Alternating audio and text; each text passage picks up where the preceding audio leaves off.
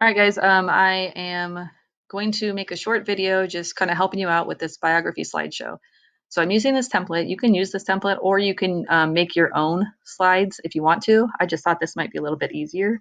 Um, so if you're choosing to use this template, basically what you're going to do is just fill in these boxes, right? So this is the first slide, slide number 1. So figure's name. Obviously, you're going to type in the person you researched. So for my example, I was using Joe DiMaggio. So here, down here, created by your name. Obviously type your name, picture. So this is a text box, so make sure you delete picture. And if you want, you could actually just delete the whole text box by going like this and hitting backspace, okay? And then going to your image search.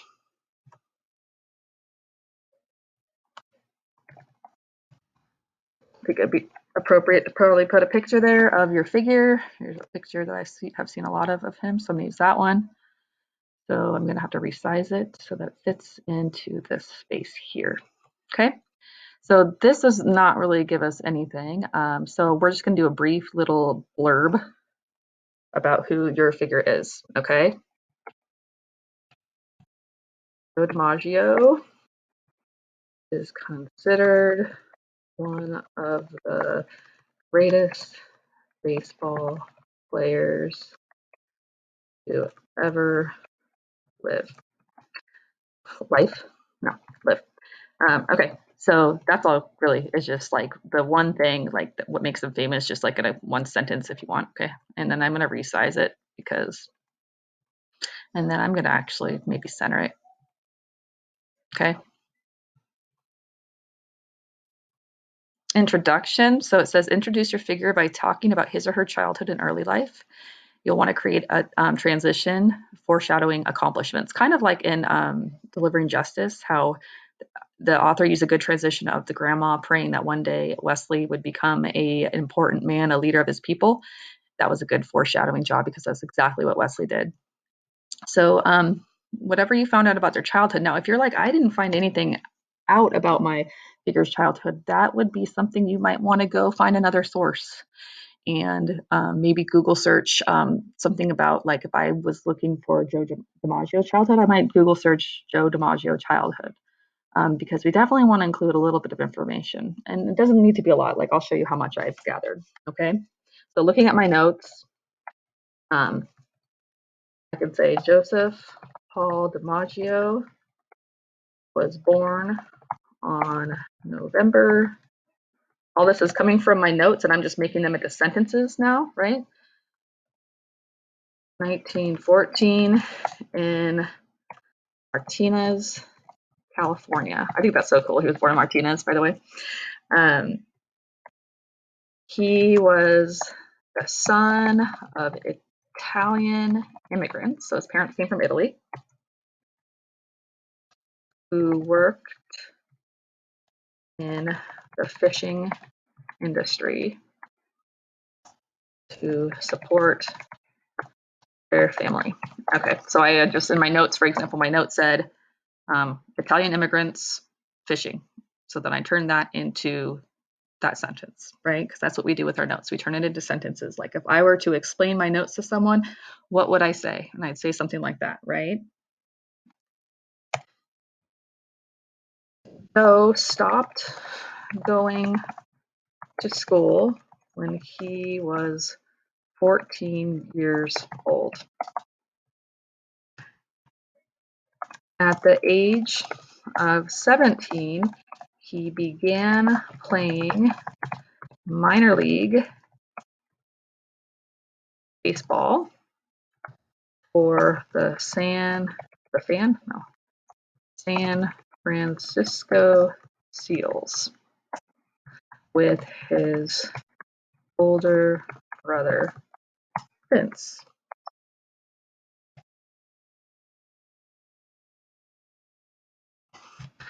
Little did Joe know, but his career, this is my foreshadowing, okay? I'm going to foreshadow him becoming one of the best baseball players ever. would take off and he would become one of the greatest to ever play the game. Okay, that's my foreshadowing. Okay, so that's very, very brief about his family and his childhood. Okay, so again, I'm going to put a picture here.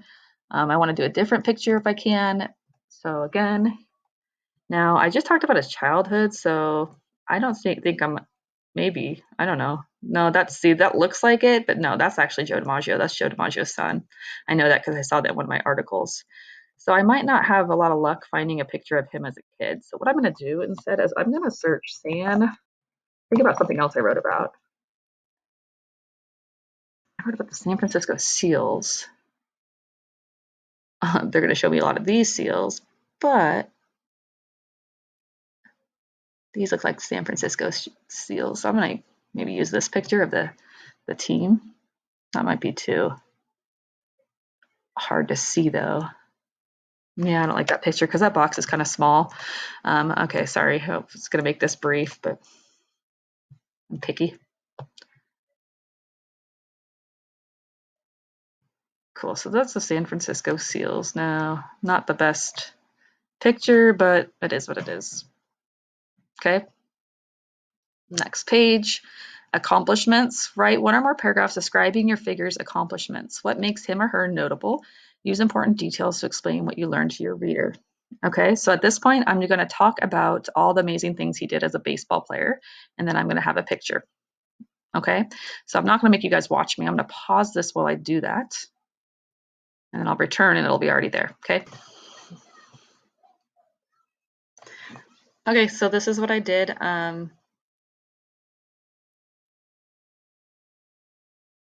What did I type that down there? Sorry, I got distracted by this. Okay, anyways, what I did was I went into my notes and I found all his accomplishments that had to do with baseball because that's what he's famous for, right? Now, I found a lot of accomplishments and I did not write about every single one because there's a lot, right? But I did write about as many as I could and many that I thought were relevant. And I tried to take it through his entire career. So I wrote Jolton Joe DiMaggio began playing center field for the New York Yankees in 1936. During his time with the Yankees, he won many awards and honors. In 1940, he won the American League batting title with a 381 batting average. He was also awarded Most Valuable Player (MVP) in the American League during the 1939, 1941, and 1947 seasons. Additionally, Joe was voted to the All-Star team during all 13 seasons he played. Joe is most known for a batting record he set in 1941. During this season, he reached first base safely on hits. I don't like the word for, that's the wrong preposition. Should be in 56 consecutive games. This remains the current record today. So it's cool, right? No one's broke that. It's 1941. And 1951, oh, poop. Joe retired from baseball. He was inducted into the Baseball Hall of Fame in 1955 and spent the rest of his life as a television spokesperson and working for charities. So again, I took my notes. I tried to kind of create sentences. Like if I were to be talking to someone about my notes, that's kind of what I would say to summarize his life. We don't have a lot of space here. So again, you can shrink I had to shrink my text size. So because originally it was 14, so I just did this and I hit this button and I shrank it down so that I could fit more writing. So you can do that too, okay? So the next slide is fun facts. So this is kind of like random things that I learned about him that I didn't really fit in those previous paragraphs, okay? So again, I'm gonna go and I'm gonna look in my notes for some things I didn't put into my paragraph, but that people might be interested to know about Joe DiMaggio. I'm gonna pause and I'll come right back. Okay, so I put some fun facts that I learned about him. So one of his nicknames was the Yankee Clipper, also Jolton Joe, which I talked about earlier, and why he was given that. One thing I noticed about these facts is they're a little bit they look a little jumbled together. So one thing I think I'm going to do is I think I'm going to change and align them to the center. I think I'm going to make them a little bit smaller, and I think I'm going to shrink this text box a little bit so they. And what do you think? Do you think we should change the font too so they stand out a little bit differently? So I'm just kind of showing you how we can kind of play around with that stuff. Okay, I like that, but then the font's too small, so I'm gonna go ahead and maybe make it bold. There you go. That looks cool, right? All right, so I might do the same thing here. This one's about how he's also famous for being married to the famous actress Marilyn Monroe. Another fun fact. So again, I went up here and I centered it. And then maybe I'll do a different font for this one. Let's see, how about this one? And again, I'm gonna pull the sides in a little bit just so it's not so squished. I'm gonna highlight my text. Center it, and then I'm gonna choose another font. Oh, but why haven't I seen this one before? Cool. All right, maybe we can make this one a little bit bigger. There we go.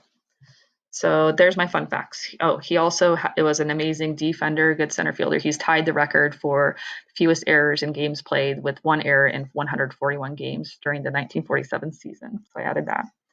Okay, so then we are going to go cruise on down to my conclusion, right about the end of the figure's life, if applicable. So like if your figure has not passed away and they're still living, so you can kind of just update where they are now, and their legacy. So maybe you could write about how they have inspired or influenced society and culture, things like that.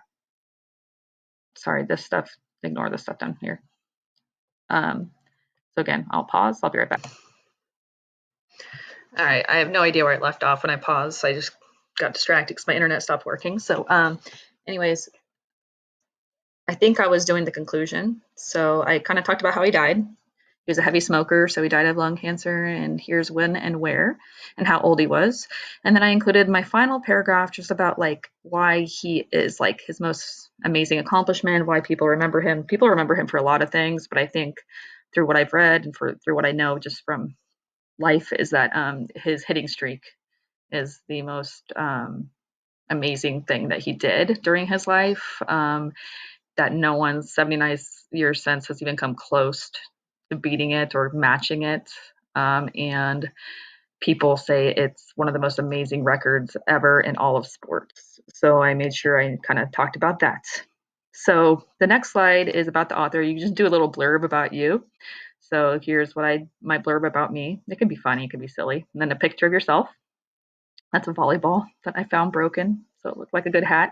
And then finally, we're going to do the sources. So to do sources, what we're going to need to do is we're going to need to copy and paste. So I'm going to go to my sources here.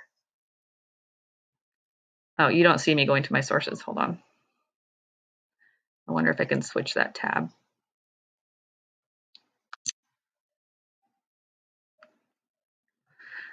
Well, I'm going to highlight my sources from my biography planning sheet. And I know you can't exactly see that. I'm going to copy them by doing Control V.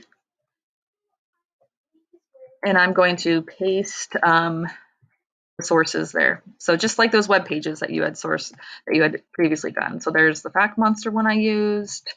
I'm going to go highlight. Control C is copy. Control V is paste. Okay, there's the Mr. Nussbaum one I used. Control C to copy. I actually did 4. There's Britannica. I did 4 because I didn't feel like I had enough information about his childhood. And then that was another Britannica one I did, but instead of kids, it was students. So it gave me a little bit more information. So that's all you have to do is just copy those from your planning and get them in there. Okay, I'm going to post this example into the Google Classroom as well as this video. So hopefully if you're stuck, this helps you.